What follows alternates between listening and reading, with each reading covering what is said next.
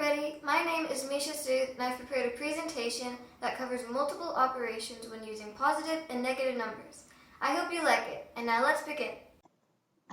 Let's look into some of the rules associated with the addition and the subtraction of positive and negative numbers. So let's go over when you add a positive number with another positive number. You probably already know that the answer is always positive. But what happens when you add a positive number with a negative number? Well, it actually depends. If the positive number is bigger than the negative number, it's positive. But if the negative number is bigger than the positive, it's negative. Let's write an example. What happens when you add 3 to negative 2? Well, the answer is actually 1. Remember back to our rule? The answer depends on which number is bigger. But if you can see, 3 is bigger than negative 2, so the answer is positive. Let's go over to an equation that the answer is negative. What if you added 2 to negative 3? The answer is actually negative 1, because as you can see, 2 is less than negative 3. So this time, the answer is negative. This concludes that when you add a positive and a negative number, the answer depends on which number is larger. Now let's go over rule number 3. This is another very basic rule. It's that whenever you add a negative number with another negative number, the answer is always negative. Now let's go over rule number 4. What happens when you subtract a positive number with another positive number? So essentially this rule is no different from rule number 2. The only difference is that in rule number 2, we assumed that the number within the parentheses is negative. And here in rule number 4, by using a negative sign, we are actually converting the positive number to a negative number. Like in rule number 2, the result could be either positive or negative, depending on which number is bigger. Let's write an example. What happens if you subtract 3 with the number 2? The answer is 1. Now let's write an example from rule number 2. What happens when you add 3 with a negative 2? The answer is also 1. So essentially these two equations are actually the same. We just switch the signs.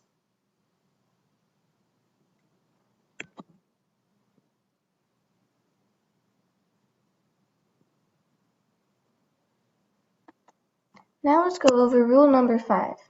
So in this rule, we're subtracting a negative number with another negative number. The rule here is that when you put a negative sign in front of a negative number, the negative number turns positive. Again, we are back to rule number 2.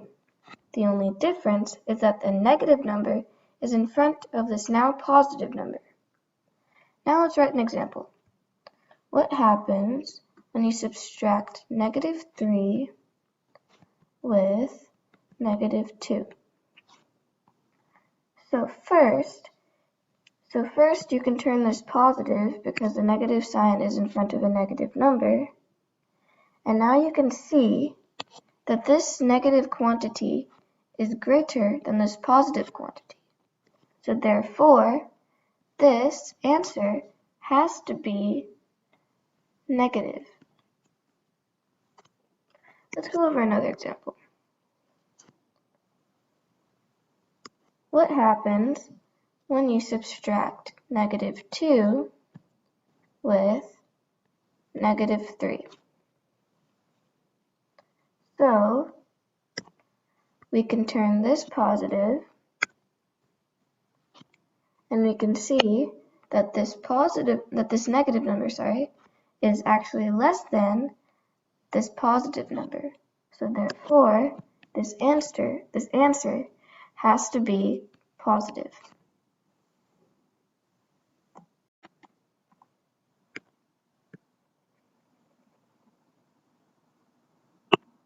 So now let's go over rule number 6. So in this rule, we're subtracting a positive number with a negative number. As we discussed before, whenever you have a negative sign in front of a negative number, this number turns positive. So now we're back to rule number 1, where you're adding a positive number with another positive number, and the answer is always positive. So this would be the same. The answer is always positive. Now let's go over to rule number 7. This rule is when you subtract a negative number with a positive number. This answer is always negative because, as we discussed before, whenever you put a negative sign in front of a positive number, this number turns negative. Now we're back to rule number 3, where you're adding a negative number with another negative number. And here, that answer is always negative. Hence, this answer will also always be negative.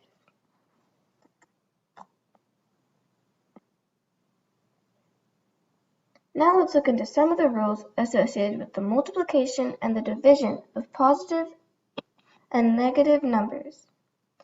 Let's go over this first rule. So you probably already know that when you multiply a positive number with another positive number, the answer is always positive. Now let's go on to rule number 2.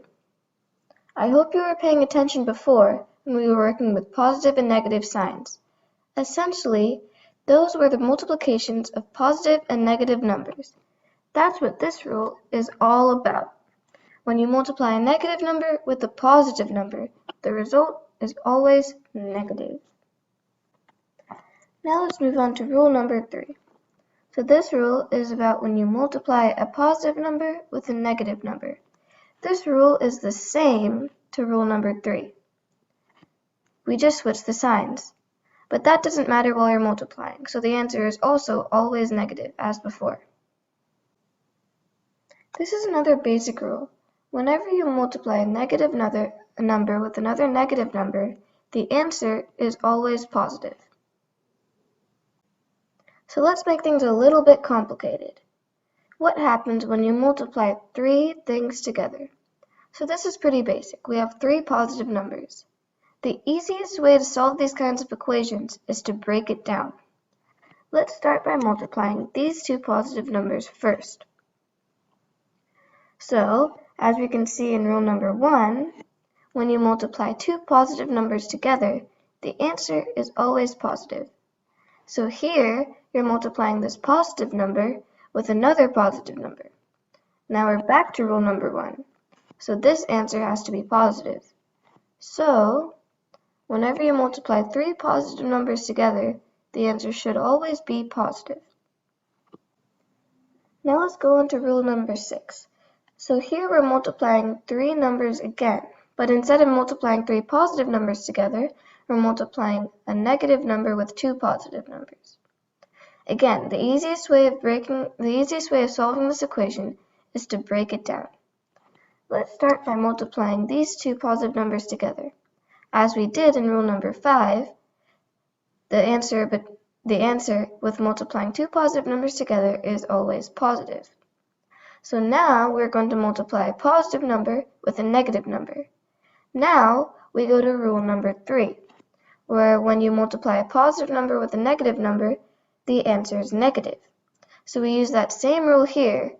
So whenever you multiply 2 positive